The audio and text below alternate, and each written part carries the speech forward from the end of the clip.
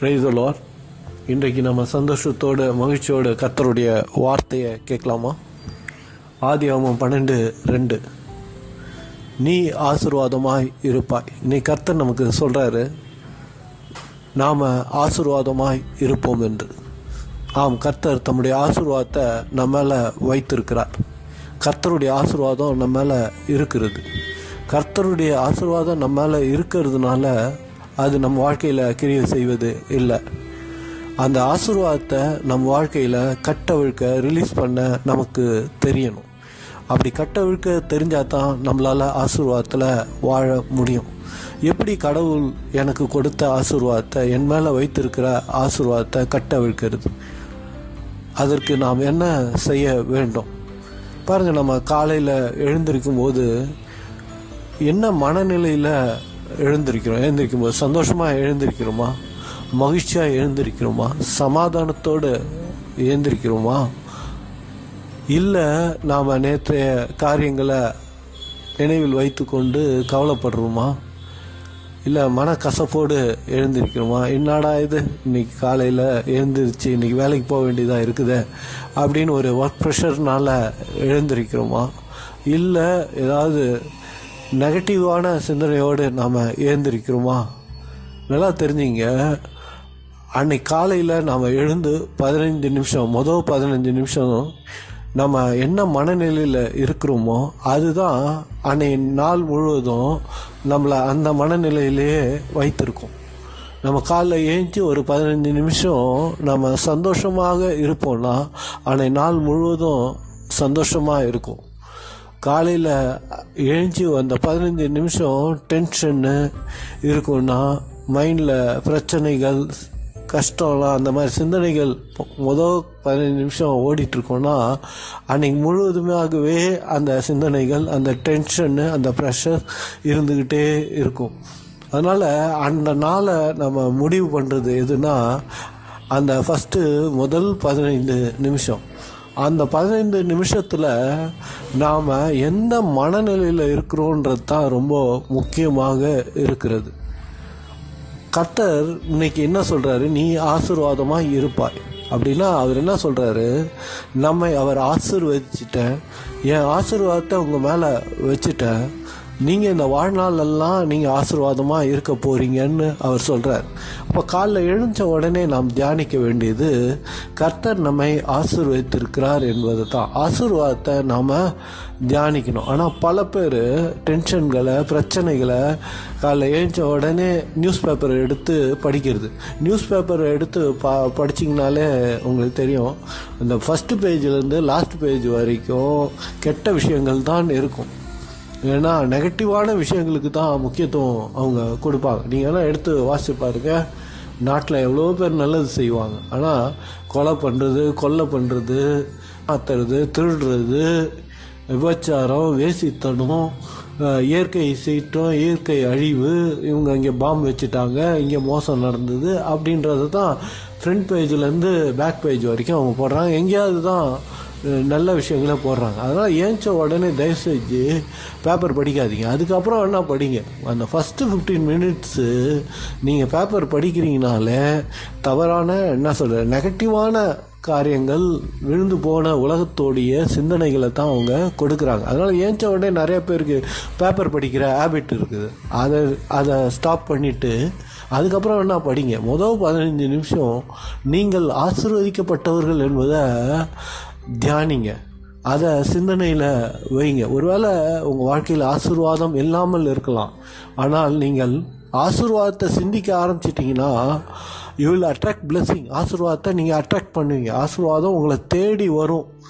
தாவீது சொல்கிறாரு, ஆசீர்வாதம் என்னை தேடி வரும், நான் அதை தேடின்னு போக மாட்டேன் அப்படின்னு சொல்கிறேன். அப்போது நாம் ஆசீர்வதிக்கப்பட்டவர்கள் என்பதை ஒவ்வொரு நாள் காலையிலும் எழுந்துச்சி அறிக்கையிடணும், வாயால் சொல்லணும். கர்த்தர் என்னை ஆசீர்வதித்திருக்கிறார், நான் ஆசீர்வதிக்கப்பட்ட மனுஷன், நான் ஆசீர்வாதமாகத்தான் இந்த பூமியில் வாழ்வேன், ஆசீர்வாதம் என்னுடைய இன்ஹெரிட்டன்ஸ், என்னுடைய சொத்து, அது எனக்குரியது, அது என்னுடையது, நான் ஆசீர்வதிக்கப்பட்டவன், நான் ஆசீர்வாதத்தில் தான் வாழ்வேன் அப்படின்றத நாம் அறிக்கையிடணும். முதல் விஷயம், நான் ஆசீர்வதிக்கப்பட்டவன் என்பதை அறிக்கையிடணும். அறிக்கையிட்ட பிறகு அந்த ஆசீர்வாதத்தை எப்படி கட்டவிழ்க்கிறதுனா, நாம் நம்மை முதல்ல ஆசீர்வதிக்க கற்றுக்கொள்ளணும். இயேசுவின் நாமத்தில் நான் என்னை ஆசீர்வதிக்கிறேன். இயேசுவின் நாமத்தில் இன்று என்னுடைய வேலையை நான் ஆசீர்வதிக்கிறேன். இயேசுவின் நாமத்தில் என் குடும்பத்தினரை நான் ஆசீர்வதிக்கிறேன். இயேசுவின் நாமத்தில் என் கணவனை நான் ஆசீர்வதிக்கிறேன். என் மனைவி ஆசீர்வதிக்கிறேன். என் பிள்ளைகளை ஆசீர்வதிக்கிறேன். என் பிள்ளைகளுடைய படிப்பை ஆசீர்வதிக்கிறேன். அவர்கள் வாங்குகிற மார்க்கை நான் ஆசீர்வதிக்கிறேன். என் குடும்பத்துடைய உடல் சுகத்தை, ஆரோக்கியத்தை ஆசீர்வதிக்கிறேன். என்னை நான் ஆசீர்வதிக்கிறேன். என் வேலையை ஆசீர்வதிக்கிறேன். என் வேலை ஸ்தலத்தில் இருக்கிற ஒவ்வொருத்தரையும் நான் ஆசீர்வதிக்கிறேன். என்னோட பாஸை நான் ஆசீர்வதிக்கிறேன். இந்த நாளை நான் ஆசீர்வதிக்கிறேன். போகையிலும் வருகையும் நான் ஆசீர்வதிக்கிறேன். இன்றைய நாள் உணவை நான் ஆசீர்வதிக்கிறேன். இன்றைக்கி நான் குடிக்கிற தண்ணியை நான் ஆசீர்வதிக்கிறேன். நான் வாழ்கிற வீட்டை நான் ஆசீர்வதிக்கிறேன். இன்றைக்கி நான் பழகுகிற மனிதர்களை, இன்றைக்கி நான் சந்திக்கிற மனிதர்களை நான் ஆசீர்வதிக்கிறேன். என்னுடைய வருமானத்தை நான் ஆசீர்வதிக்கிறேன் அப்படின்னு சொல்லி நீங்கள் என்னென்ன நினைவுகள் வருதோ அதெல்லாம் 15 நிமிஷம் நீங்கள் ஆசீர்வதிப்பீங்கன்னா, இன்னும் கொஞ்ச நாளில் நீங்கள் ஆசீர்வதிக்கப்பட்டவர்களாக மாறுவீர்கள். ஆசீர்வாதம் உங்கள் வாழ்க்கையில் கிரியை செய்ய ஆரம்பிக்கும். அப்போ ஆசீர்வாதம் நம்முடைய வாழ்க்கையில் கிரியை செய்யணும்னா, நாம் நம்மையும் நம்மை சுற்றி இருக்கிறவர்களையும், நம்ம வேலை செய்கிறவர்கள், நம்மோடு பழகுகிறவர்கள், உறவினர்கள், ஏன் நமக்கு விரோதமாக எழும்புகிறவர்கள், நமக்கு தவறு செய்தவர்கள், இவர்கள் எல்லாரையும் நாம் ஆசீர்வதிக்க கற்றுக்கொண்டோம் என்று சொன்னால் நிச்சயமாக நாம் ஆசீர்வாதமாக இருப்போம். நாம் ஆசீர்வதிக்கப்பட்டவர்களாக இருப்போம். எப்போ ஆசீர்வாதம் என்னும் விதையை நம்ம போடுறோமோ, அதாவது நம்ம பேசுகிறோமோ, அப்பொழுது அந்த விதை முளைச்சி நாம் ஆசீர்வாதத்தை அறுவடை பண்ணுவோம். ஆசீர்வாதமும் ஷோ பண்ணால் தான் நம்மளால் ரீப் பண்ண முடியும். அதனால் நாம் நம்மை அன்றாடம் காலையில் நம்மையும், நம்முடைய வாழ்க்கையும், நம்முடைய குடும்பத்தையும், நம்மோடு பழகுறவர்களையும், நம்முடைய வருமானத்தையும், நம்முடைய ஹெல்த்தையும், நம்முடைய வெல்த்தையும், நம்ம வச்சுருக்கிற வீடு, வாசல், உடம்பு, பேங்க் பேலன்ஸு எல்லாத்தையும் நம்ம ஆசீர்வதிக்க ஆரம்பிச்சிட்டோம்னா, நிச்சயமாக கொஞ்ச நாளில் பாருங்கள், எல்லாமே உங்கள் வாழ்க்கையில் ஆசீர்வாதமாய் மாறுகிறத, இருள் மறைகிறத, இல்லாமை மறைகிறத நம்மளால் பார்க்க முடியும். நம்மளை மட்டும் நம்ம ஆசீர்வதிப்பதில்லை, நாம் பிறரையும் ஆசீர்வதிக்க அழைக்கப்பட்டிருக்கிறோம். அதனால் நாம் மற்றவர்களையும் காலையில் எழுந்து நினைவு கூர்ந்து எல்லாரையும் ஆசீர்வதிப்போம். உலகத்தில் இருக்கிற ஒவ்வொரு மனுஷனையும் இயேசுவின் நாமத்தில் ஆசீர்வதிக்கிறேன். சர்ச்சுக்கு போகிறவங்களாக இருந்தால் சர்ச்சில் இருக்கிற பாஸ்டரை, சர்ச்சில் இருக்கிற சகோதர சகோதரிகளை நான் ஆசீர்வதிக்கிறேன்.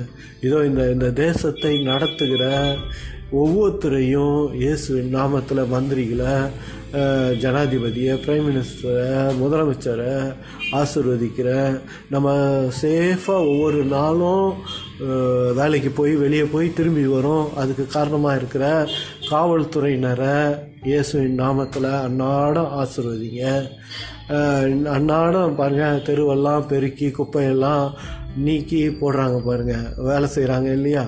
குப்பையெல்லாம் எடுத்து நம்ம போடுறோம் குப்பை தொட்டியில், அங்கே வேலை செஞ்சு அதெல்லாம் க்ளீன் பண்ணி, ரோட்டெல்லாம் க்ளீன் பண்ணி, ஊரெல்லாம் க்ளீன் பண்ணுறாங்க பாருங்கள், அவங்களெல்லாம் ஆசீர்வதிங்க. நாம் மற்றவருடைய வாழ்க்கையில் ஆசீர்வாதத்தை நம்ம கூறும்போது நாம் நம்முடைய வாழ்க்கைக்கான ஆசீர்வாதத்தின் விதையை நம்ம போடுறோம். நம்ம மற்றவங்களை ஆசீர்வதிக்கும் போது அந்த ஆசீர்வாதம் 100 மடங்காக நமக்கு திரும்பி வரும்.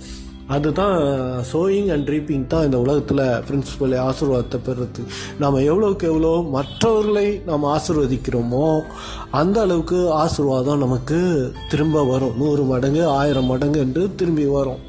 ஸோ மற்றவர்களை நாம் வாயை திறந்து ஆசீர்வதிப்போம். 3வது காரியம் என்னென்னா, கிறிஸ்மஸ் சீசன். கிறிஸ்மஸ்னோடனே நம்ம ஸ்வீட்ஸு, ட்ரெஸ்ஸு மற்றும் என்ன செலப்ரேஷன்லாம் பண்ணுவோம். அது ரொம்ப நல்லது. ஏன்னா செலிப்ரேஷன் எல்லாம் லைஃப் போர் அடிச்சிடும். ஸோ அதனால் செலிப்ரேஷன் கண்டிப்பாக தேவை. ஆனால் கிறிஸ்மஸ் டைமில் நம்ம மற்றவங்களுக்கு கிஃப்ட்ஸ் வாங்கி கொடுக்குறோம். நம்ம யாருக்காவது ஒரு கிஃப்ட் பண்ணணும் நம்ம கிறிஸ்மஸ் டைமில்.